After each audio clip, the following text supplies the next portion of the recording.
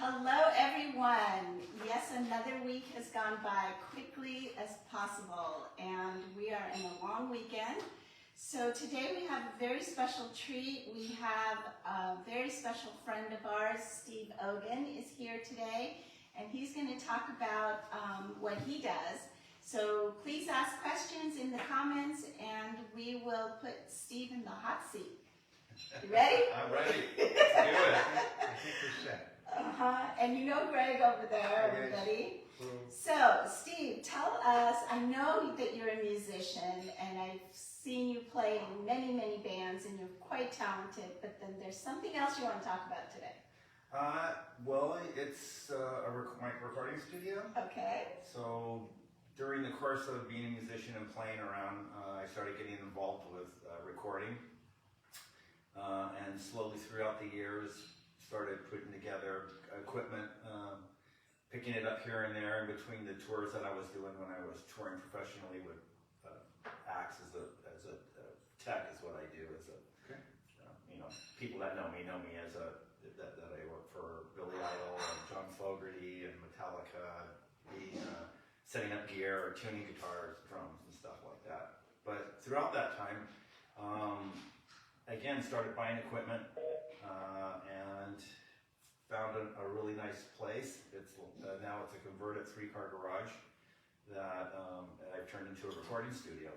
Oh, wow. So it's for a while I kept the 1-bedroom. It was a 1-bedroom. It was a converted garage into a 1-bedroom. And for a while I kept the bedroom dedicated for when my daughter ever came. Because kids come and go. Yes. So that happened for a couple times, and then she got married and engaged and moved to Chicago. Really? Oh, congratulations. So that was an opportunity to turn that bedroom into a recording studio. A control room of the other room. So the one room is about 18 by 18, and that's where the drums and all the amps are set up. And then the bedroom now is a dedicated control room where I mix and have all my outboard gear and stuff like that. So when you do that kind of thing, do you have to insulate it so that, is there like noise things that? There are, sort of what was really great about this, the space that I have, is that the walls, 3 of the walls were block wall, so thick brick Sound block stays in wall. anyway. And it was, keeps a lot of the sound just isolated inside.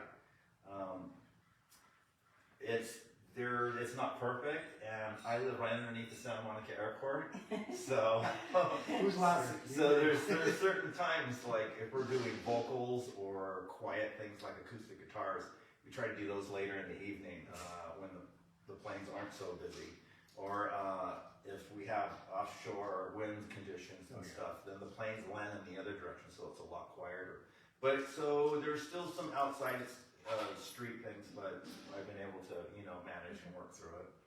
So, how long have you had this? Well, I've been in my spot since about 2001. Okay. And again, it was just a living space for my daughter and I. I had a condo in Playa del Rey for about 10 years, and was just sort of over condo life, and found this place in Santa Monica, and it was a good place for my daughter to go to school. Nice quiet neighborhood back there, right next to the Panama Golf Course. And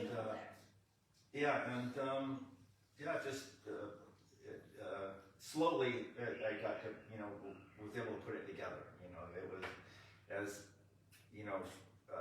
time went on, it turned more and more and more into a studio. Okay. So it was a project. It was now your project is ready. And now the project has been ready, and we've been doing a lot of work there. So how often are you actually using the studio?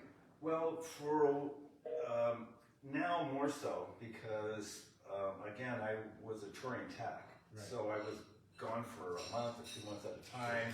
I would come home for 2 weeks and then be gone. So I would do projects kind of in the in between tours. And then now I'm not touring for the first time this year. Have no touring plans. First time in about 14 years. Wow. So this whole year you haven't? This whole year I have no plans, and I haven't been on tour. So Is that good? I mean, is that? well, it's good and bad. It's good in the way that I've done a lot of traveling. I've been all around the world, airports, buses, I've been there. hotels, and I find myself, you know, as I've been getting older, you know, liking being at home. It's good to be grounded for a while. Yeah, and also the studio for me was, it's a little more creative experience than the tour work. I've been doing it. It's not really involved tuning guitars and drums or what have you. But in the studio, I'm producing, recording. It's a little more of a creative. So you have more time to be creative and do the things you want to do. So it's a little more rewarding, I There guess. you go. Good. Has music always been your career? Yes. Yes. Yeah. And you were born and raised in? I was born in West- Santa Monica. Uh-huh. Then the family moved to Newbury Park for a few years. Oh, wow, okay. So I went there, and then from there we moved to Hermosa Beach. I lived in Hermosa Beach for a few years. I lived there too. Oh yeah, on 19th Street and 19th Street and I lived Strand. on Manhattan and 4th. Okay, the Green Store. Yeah. So yeah, and then we worked our way back to West LA, sort of at junior high school again. So I went to Webster. Yeah, so did I. Oh, did you? Yep. And then on to uni, and then from uni to Venice, and then So you graduated Venice. graduated at Venice, and then went to Santa Monica College for a couple of years. What year did you graduate Venice? Well, 77. Okay, you're right here. You're right there with us. I'm right there. 78. Okay. 79. Oh yeah, we're all there. You go. Got a trifecta. Exactly. You do. It's in consecutive order. So we won't have to your age. That's not. We already know. You just gave it away. No, I didn't So do that. hi everyone who's watching. I see Angela's, Tiffany, Jackie King's watching. Oh, hey Jackie. So anyway, if you guys have questions, please put it, or if you have comments, please put it into the comments and we will read them all. Here's a question. What is happening?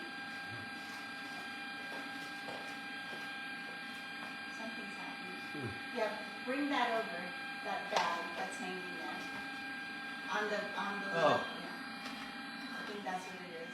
Gotta turn it off. Set that bag up. The question is from Tiffany.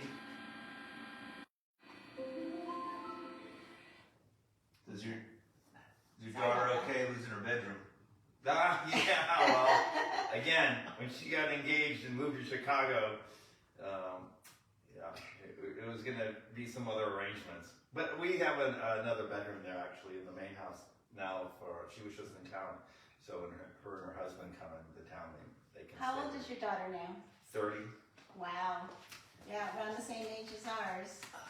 That's great. Nice that you have one, you know, that's married, and Yeah. it's a good feeling, right? Yeah. Hi Todd, welcome. Thanks for joining everybody. And please put your comments and questions or anything you want to say to Steve.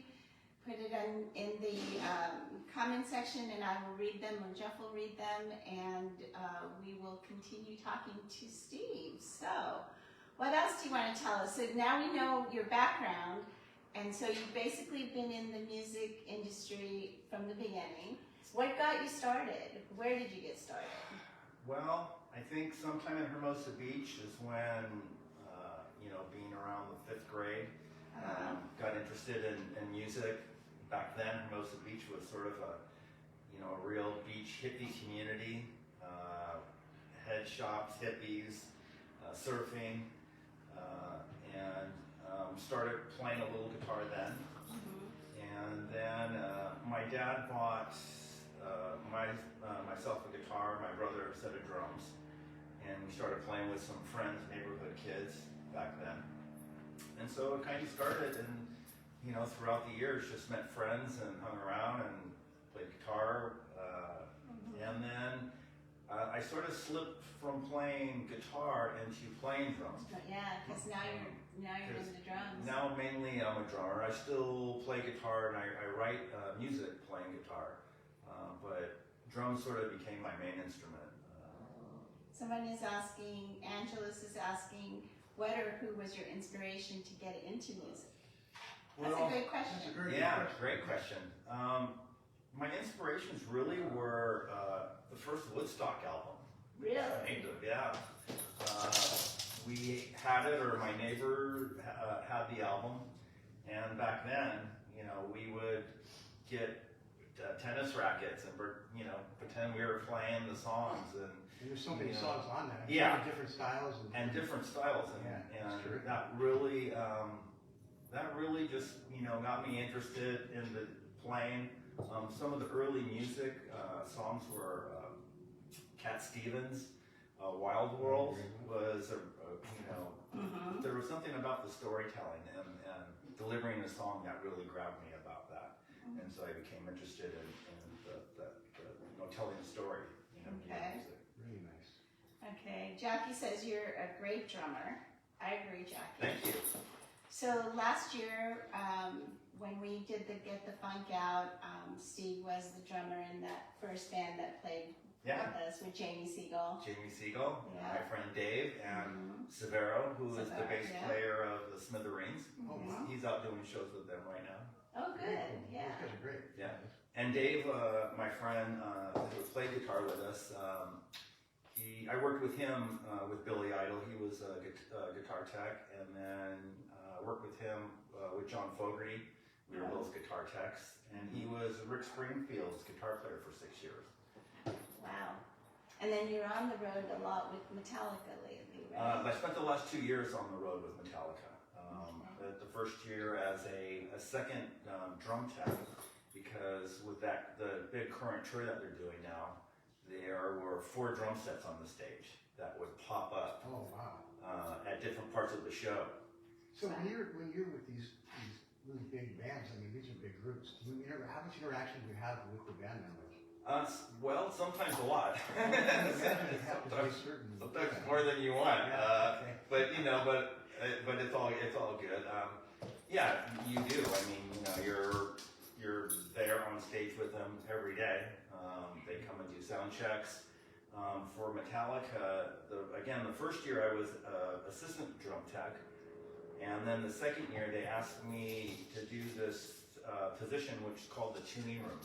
And what that is for Metallica is they everywhere they go they set up a room that they practice in, and it's usually fully equipped with recording set up. So if they come up with an idea, it's documented, and they can, you know, go back to that idea and have it, you know, go, hey, remember that? Or they'll come in individually and they'll practice maybe some songs that they haven't done in a while. And so I was, you know, working a lot closely with them during that time. Well, I know Robert Trujillo is in that band, and he was a Culver High graduate. Yeah. Well, Yeah. yeah, Rob is sort of, so I've known Rob since he was 19. I'll tell a little story about how I met Rob. My band Eclipse was playing Izaris at the time. Oh, yeah. And they used to have bands upstairs and then a couple bands downstairs. And we had played our set, and then a band was playing upstairs. And I was kind of sitting watching, and I was like, you know, there was something about the bass player that sort of stuck out to me. And I thought, you know, this guy was kind of good. You know, I kind of like his vibe and his playing. So maybe a few weeks later, I heard the same band was playing at a party in Culver City. So I went down to this party, and it's the same thing. You know, Robert was playing bass in this band, and I introduced myself, and I was looking for a new bass player for that Eclipse band. And you know, I said, hey, you know, want to play an Eclipse? And he said, yeah, sure, why not? So we played in the band for a year and a half together, and that sort of started our relationship. We grew up in such a wonderful time in the 70s that there were if you lived around here on the west side, anywhere on the west side, backyard parties, and bands Yeah. were It like, was a lot less corporate. You yeah, could just meet it people was and just- amazing. And then you saw those same bands at Gazzari's, Troubadour, and all these, places. It was wonderful. And then Every- they worked their way up. Yeah. Every weekend there were multiple parties. Oh yeah. You would figure out, well, what party are we going to? Yeah. Or, and of course in my case it was, we were playing at, a party, or it was the high school. Right. Or, even at Vets Auditorium. Like Vets Monkey Chow used to play at the Vets all well, the time. yeah, I have some old tickets like Siegel, Siegel, Eclipse, and I have an old ticket stub where it was Eclipse and Rat, playing there, and Jamie Siegel band, So yeah, Vets Auditorium was. What was the one that I told you last week? I'm trying to remember as you say that. You mentioned it the other What day. was the name of the band? Like it's escaping me right now. Why? Mike Brophy was, and Greg Durflat. Oh, the Weasels. The That's it, Weasels, Weasels, yeah, yeah. there you go. Because I actually knew a couple of I was songs. telling you. Yeah, oh, yeah. Like, Peter with you the know. Red. Peter with the Red. Yeah, My Peter mom with used to the sing Red. that song. So really, we grew up in this era of these wonderful bands that are still, some of them are still playing, Yeah. and it's great, or they band back together again to create, some of that. Well, it's good. Yeah, it's great to see my old friends that I played with back then. Still playing around, just like we at your last. Get the Funk Out. Get the Funk Out. It was Venice. Right. So. Oh no, yeah, it was. They call themselves Pine Mountain Laws. Right. Tom Michael. That's right. Great either way. Yeah. Really, really good. Yeah, that's right. That's It's the Lennons, and they have the Venice band, which is great on its own. But then they have this cover band called Pine Mountain Logs. Right. If you've never heard of them, go see them. Really, they are really amazing. good. They're They're amazing. excellent. Yeah, I mean, and Kip, he just has so much energy. And Yeah. I don't know. He's great. What was funny about Kip is that I've been seeing him lately because I've been working with this guy. His name's Steve Postel. Hey Steve, if you're out there. And he works with this band called The Immediate Family, which are made up of really famous musicians. They like a lot of studio musicians that have played with everybody. And so I've helped him out on some gigs. And there were a couple at McKay's in Santa Monica. Oh yeah, another great place. There was another private event where in walks Kip Lennon, as one of the backup singers, so it was good to see him. And I was like, what are you doing here? And he's like, what are you doing here? And I go, well, just helping out. Small world. Yeah. So we have a few more comments and stuff. Tiffany says, if you had to listen to one album every day for the rest of your life, what would it be? Every day. Well, it'd probably be a Led Zeppelin album. It would All probably, right, it would me prob- too. It would probably be Led Zeppelin too. I kind of. Did you see the movie? I did. The Becoming. So good. So good. So good. So good. And they only touched on. The two The albums. first Yeah. two, they passed it. It was great. Yeah. Okay, next question. Tiffany also says, if you could get one music mentor for 1 week, what would you want to learn? That's a great question. Very good. Well, is that like somebody in the past that's no longer here, or somebody current? I would say it doesn't. It wouldn't matter. Wouldn't matter. I mean, being a drummer, I was really influenced by John Bonham, as almost so many drummers are. So his whole approach, his sound, his style, that would be a mentoring kind of thing where I would do. But there's a whole bunch out there, great musicians. And Jackie King is responding to us, talking about our good old days. She says, best days ever. And then she mentions Siegel, Eclipse, and Monkey Chow. Yeah. And we still have Fritz here from Monkey Chow. Yeah. And then Lynn Miyamoto says, Steve, great guy and musician. Thank you. And that's, Lynn. and that's what we have. There's a lot of people watching. That's great. Thank you, everyone. Always good. Keep them coming. Your questions and comments. Yeah. Appreciate it. We do. So Steve's been watching us going live, and he texted me and said, hey, I'd like to come on your show. And so he asked to be in the hot seat today. So please ask the questions. Ask the question. Ask the questions. He's doing this to himself. So. Exactly. He's doing it to himself. And also, if anybody needs, But we don't bite. yeah. Pretty harmless. And you know, a little Mordella doesn't hurt, you know, take the edge off. Since Let's make it easier. Makes it easier. But I have a recording studio. I produce and I write. If anybody is a songwriter or has songs they want to develop, your kids, they have bands and stuff. I have a studio, and you know, that's what we do. So we record and get stuff. So when they record at your recording studio, do they walk away with something that, like a They tape or Well, I don't know what is. before, yeah, it used to be tapes, and then it was CDs for a while. Now it's a file in the air. They walk away with all of this. Flash drive. Yeah, like you know, I email them a file of the songs now. Okay, so but- that's what they get. Yeah, but I mean, I still can burn a CD. You know, sometimes people like to take that, and if they still have a CD player, listen to that in their car. How does the sound change? Because as you mentioned, now we listen to it very differently. I mean, we have thumb drives, we have the cloud, we have all different access. Yeah, well, it's That's changed. a good question. Yeah, good question. It's changed a lot. I mean, you know, it was started off as analog tape, Right. and you know, we've seen it go from that into digital, into computer, and the big recording studios now. Everybody can do it in their bedroom. You know, they get a laptop and a little interface, and they can kind of do it. What is the best way, in your opinion, to listen to music? As it's meant to be listened to? As the advantage. Live? Well, Yeah, there you go. Live. I just saw AC/DC, and you can't beat that.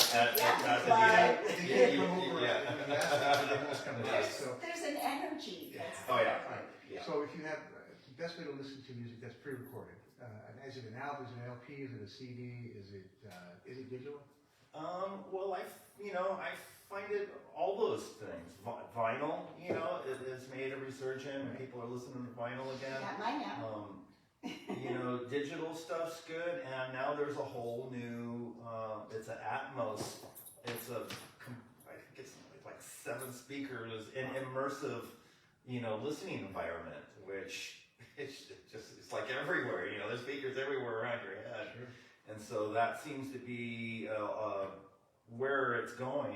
A lot of the big producers and engineers are kind of working in that format and taking old recordings and kind of making it fit for this new Atmos thing. I haven't really heard it yet, but I'm definitely interested in listening to it. So if someone wants to come and record at your location, is it by the hour that you charge? Or is it by the day? How does it work? Yeah, I work. It depends on people and what they want to get done and their budgets. We can work really fast. We can work in an hour, or if they kind of have a budget that they have, I'm flexible in the way that I work. Okay. You know, I've done it all kinds of different ways. Sometimes it's by the hour. Sometimes it's by the project. Sometimes it's by the song. So when they're in your studio, are they on their own completely, or can you assist them, or you be helping them with certain things? Well, that's what I do, sort of as an engineer or helping them produce or helping them do stuff. I suggest maybe arrangement ideas, you know, techniques that I've learned from recording about the best way to mic things or sounds or. So yeah. So they get your expertise along with the studio space. So if they want that, they have that. Also, I've done the studio where I've had outside producers come in. Oh, nice. And we'll work. There's one guy that works with us for, Robert Trujillo's son He's has a good- band. yeah. He's an amazing bass player, Yeah. and he has a couple bands. He's in Suicidal Tendencies now, playing bass. And with I heard him a long time ago, Yeah. like someplace in Venice. And his dad, you know, was in Suicidal, and then he has a band called Otto, which is his original band that he's been in for years. So we've worked on a couple projects. Their last album called Life is a Game. We did a lot of work at my studio, and there was a good old friend of Robert's that he worked with when he worked at Henson, recording studios. So he kind of comes in and produces, and then I kind of assist him and, you know, help do with the technicals and set up mics, and, you know, and he kind of in charge of, you know, the producing part of it, you know. So, is it like, for financial things of this, is it tiered? Like if they they just take your recording studio, that's a different price. That they get you, it's a different price. Yeah, it all Okay. depends. You know, again, if I'm just recording out, sometimes I'll have a band in rehearsing or doing things, and I'm sitting in the backyard and, you know, having a glass of wine and, you know, and let them do their thing. Yeah, Or exactly. if they want to record their rehearsals, well then I'm in the room and then I'm recording them, and so, you know, that would be, so it is a different tier. Again, it's really flexible. Okay. And, you know, it just depends. I mean, we worked on Kirk Hammett from Metallica. We worked on his solo EP at my studio. We've had Jerry Cantrell from Alice in Chains come in and do some pre-production for his solo album. And so everything's just, you know, we just kind of take it as it goes. How do they find you? Is it just word of mouth? Is it? I mean, Yeah, do you have a website? Well, I'm working on the website, which is, there's been some setbacks, and that whole business end, because kind of being a musician, as other musicians know, we're not the best at doing that. Like that kind of stuff. Yeah. Well, that's with any creative, you know, right, exactly. person. It's hard to get your left brain and your right brain to, Yeah. you know, Yeah. to do it all. It's one or the other usually. So yeah, so it's been, you know, and then again, the association with Robert has brought a lot of that work in, because these are, you know, a lot of friends that he's worked with through the years, and he really likes to, you know, Robert wants to bring music back to Venice. You know, he's really excited about having Venice be a scene the way maybe it was back in the 60s and 70s. Well, that's awesome. Yeah. Run for that. You know, so How do we help him do that? well, you know, encourage him. You know, I mean, we've kind of a project in the background is kind of trying to develop that, and maybe possibly doing a label, and, you know, and just kind of, you know, being more involved in pushing toward that goal. So if you guys just joined, we're talking to Steve Ogan today, and he has toured with many wonderful, great bands, and he's talking about his recording studio located in Santa Monica, Santa Monica, by Penmar Park. right next to Penmar Golf Course. So if you are interested in learning more about, if you didn't start watching this from the beginning, you can go back and watch it on the rerun, and you can still ask questions, okay? So put it into the comments, and Steve will answer, because he's tagged on this. Yeah. But he's got this recording studio, and he offers you the space, he offers you his expertise, other people's expertise, but a lot of different things that you can do and walk away with a recorded song. Yeah, you know, so like an EP, or which is like 4 or 5 songs, or a full EP, or a song, or a demo, an idea. So really anything that has to do with the recording process, or rehearsing. You know, we do rehearsals there as well. Let me ask you a question. Do you write music too? I do write music. Okay, so if someone had lyrics, Yeah. and they wanted help with writing the music, Yep. and doing that, you'd be able to help them with that. I can help with that. Okay. So this guy is very talented. It sounds like a lot of fun too. Yeah. You know, it's, yeah, I mean, it's music. It is. It's your just passion, and you get passion, to do it. Yeah, you know, and I've been lucky, you know, being where I am now, and it's been a great journey. And also, music just, I don't know, it makes you feel things, and if you're uptight, upset, Oh, yeah. a song can bring you, you know, Absolutely. out of it, and it's just so curing of a lot of Oh, yeah. things, and so I think for those reasons, it's a great career. Yeah, I always, You've been blessed. there was one thing, being in traffic and driving and being really stressed out, you know, and you're like, you're about to lose your mind. And then for me, it was Pink Floyd, Us and Them would come on the radio, and all of a sudden I'd just be like,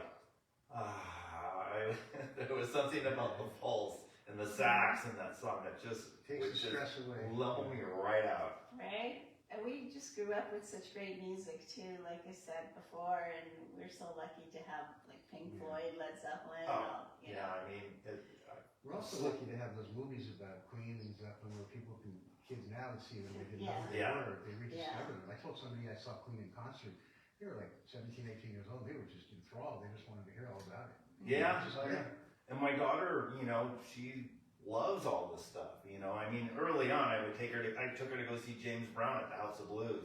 You know, and you know when she was 12 or something, and you know when I knew that there were going to be these great musicians that weren't going to be around forever.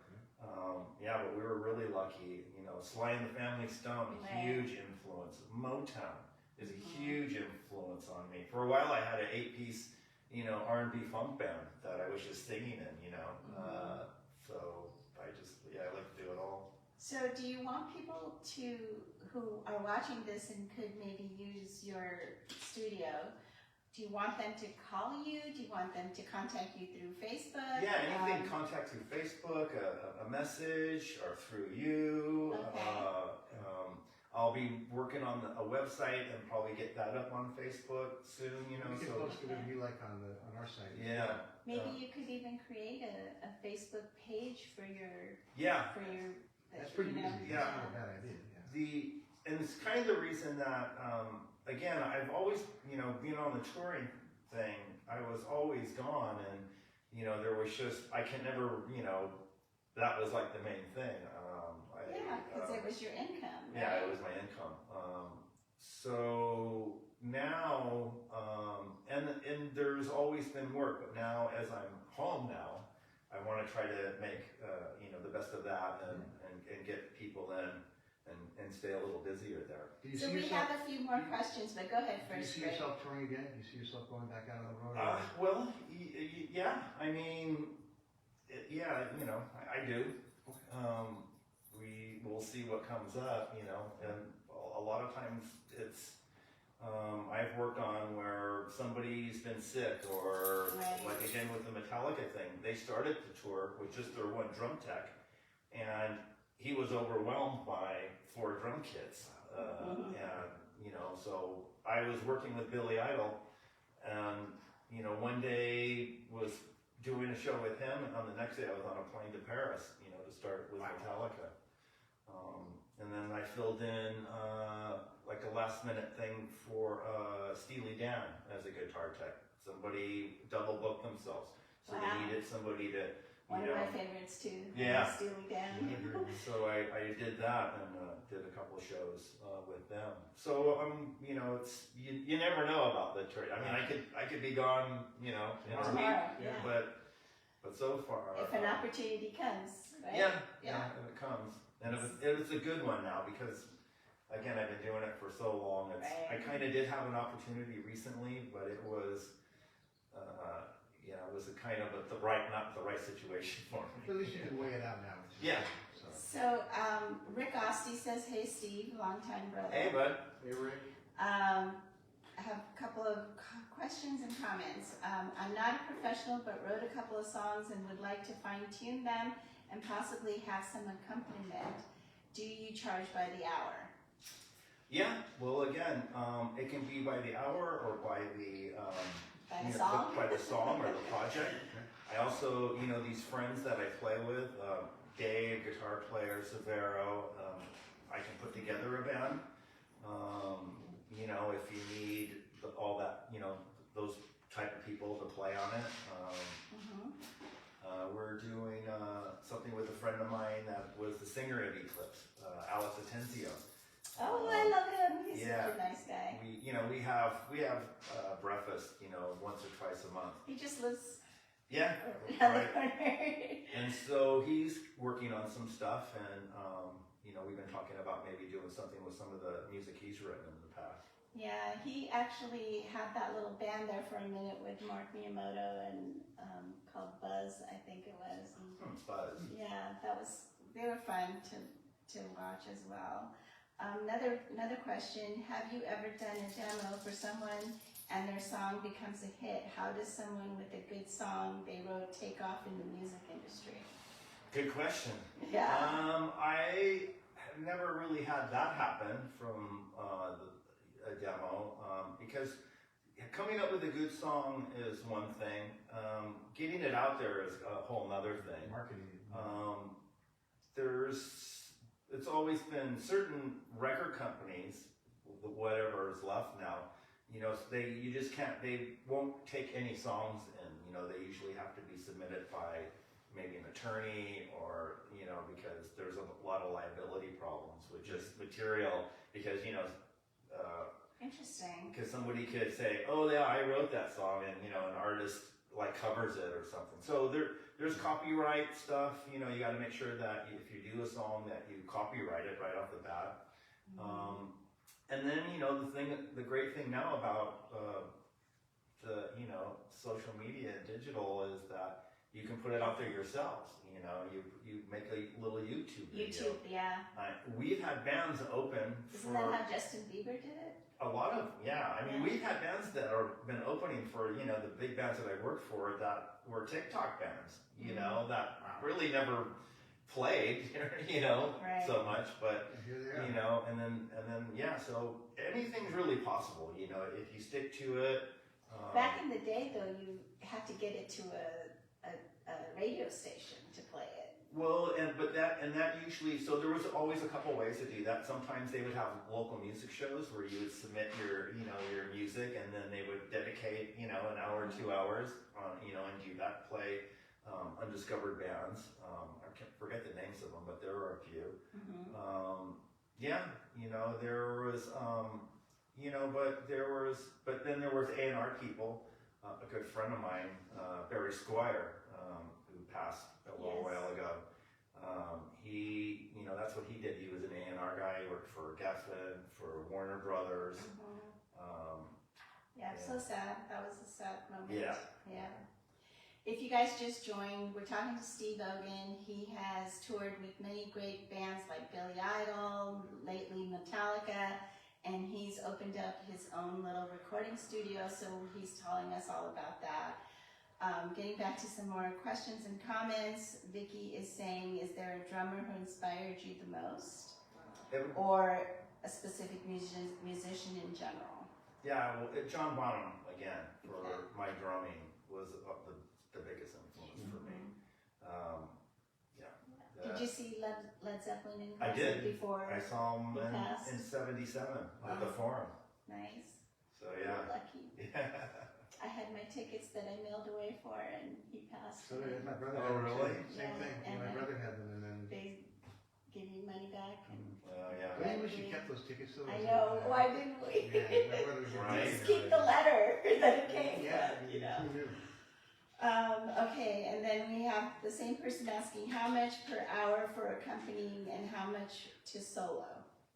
Again, it's all on the individual kind of basis. I don't really have a set price. What I like to do is I like to talk to you, find out, you know, what you want, you know, what you have in mind, and then we can talk about, you know, just how we can make that all happen and make it work into a budget that works out for you. So again, So it's going to be all based on your individual needs and what maybe financially you're right. You I mean, know. you know, not everybody, you know, has budgets that of the some people that come in, you know.